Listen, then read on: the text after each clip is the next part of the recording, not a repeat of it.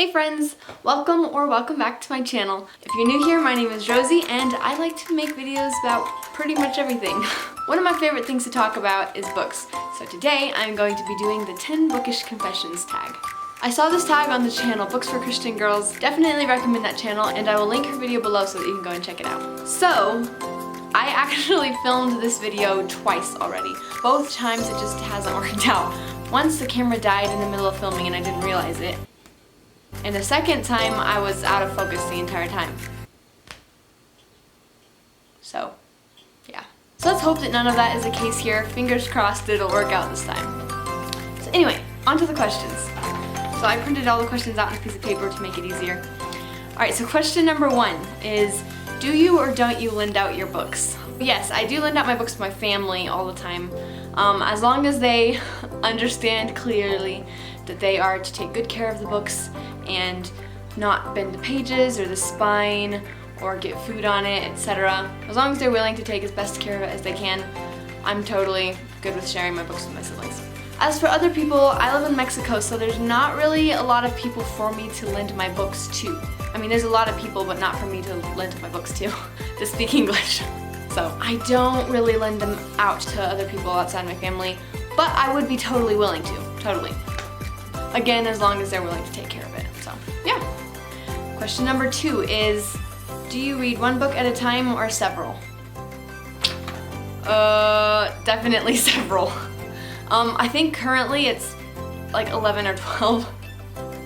I know that some people read like one book at a time or two, but I just can't do that. I'm constantly reading lots of different types of books. For example, I'm always wanting to be reading at least one Christian nonfiction book, and sometimes a biography. I always have a few books for school going on. I always want to be reading at least one classic, listening to at least one audiobook, and I'm always reading one book aloud to my siblings. And then I like to have one novel to read during the day and one novel to read at night. That's what that might be kind of weird, but I don't know. That's what I do. So yeah, I think it's currently 11 or 12 books. And if anyone's wondering, no, my brain doesn't really get mixed up between all the different books. I'm able to keep track of it perfectly well, so it works for me. Question number 3. Do you like a series to match or do you not care? So yes, of course, it's always best if a series matches, but if it doesn't match, it's not the end of the world and I won't die. So, but if at all possible, I do like it to match. Number 4, do you skip and read the end? Not on purpose. I hate spoilers, so I try very hard not to accidentally see anything, but sometimes I do, like when I'm flipping through the book, or when I want to go and see like how many chapters are left in the book, and I accidentally read something and oh, I was not supposed to read that. And it's a bummer, and then I'm sad. But again, not the end of the world, but it does kind of ruin a story for me, especially if it's a mystery. If I know the ending already, I don't like that, so I try to stay away from that. Do you like thick or thin books? I am a fan of long, thick books, but if it's a boring book, then long books are the worst. Enough said. But if it's a good book and an enjoyable story, then I love a nice long book. I'd say for the most part, I do prefer longer over shorter. So. Number 6 is worst cliche, and I honestly do not know. Like, I don't know, I feel like cliches are cliches for a reason because people like them and want to use them over and over again. So unless if it's like a really, really bad or really, really overrated, overused cliche, I honestly don't mind them that much. That's my opinion. I know other people have different opinions. I know lots of people hate cliches, and there is a point that cliches are bad. But I honestly don't know what the worst cliche is. I have absolutely no clue. I would have to really think about that a lot more. So I'm gonna open that up for discussion in the comments. So comment below and let me know what your least favorite cliche is, because I'm curious. 7, how often do you write reviews? I should write reviews more often than I do, but whenever I really like a book, then I probably will write a review if it's really good. If it's subpar, then I probably won't. I always rate them, but I won't always review them. But I do really struggle with reviewing books and getting my thoughts down onto the page accurately, and in a way that makes sense and is not weird. But I need to work on doing that more because it's good. How do you arrange your books? If you watched my last video, you know that I currently have my books arranged loosely by genre. I say loosely because they're kind of also all over the place.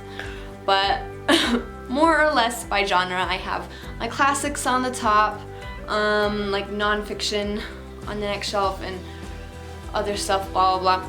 You can go watch that video, I'll link it up there in the corner. I think that corner, maybe that corner, something. I would like to come up with a better system sometime, but for now it works. Number 9 is favorite place to buy books. So in person, I don't really know, just like any thrift store. I don't really go to lots of thrift stores in the United States because I live in Mexico. So I don't have any thrift store in particular that I think is better than the rest. But whenever we go to a thrift store, I always head straight for the books first thing. But my absolute favorite place to buy books online is Thrift Books. Thrift Books is the website where you can buy used books for pretty cheap a lot of the time. I usually buy mine somewhere between $3 and $5. They have them more expensive, but I don't usually buy those. But yeah, I have bought a lot of books on Thrift Books. And for the most part, I've had a very good experience with them, so definitely recommend. And the last question is Kindle or paperback? 100% paperback. Paperback is almost always better than Kindle. I say almost because Kindle is very convenient and amazing. For example, if I'm reading at night without a light, that rhymed, Kindle. If I'm traveling, Kindle. If I really want to read a book that I simply cannot afford a physical copy of, Kindle. So yes, I do love Kindles, but there's just something about having a real physical copy of a book that is inherently better. It's better. And they're prettier, and you can keep them on your shelf and collect them, and they look pretty, and you can, I don't know, whatever. Paper books are better. Fight me. They just are. Okay, so that was the 10 Bookish Confessions tag. I had a lot of fun with that. That was a lot of fun to go through. I'm not going to tag anyone specifically, but if you see this video and you would like to join in the fun, then consider yourself tagged. I will leave the questions in the description box if you would like to use them. And also, if you want to comment with any of your answers to these questions, I would love to hear from you. I love comments. So I hope that you guys enjoyed this video and that you are having an amazing day. Thank you guys for watching. Bye.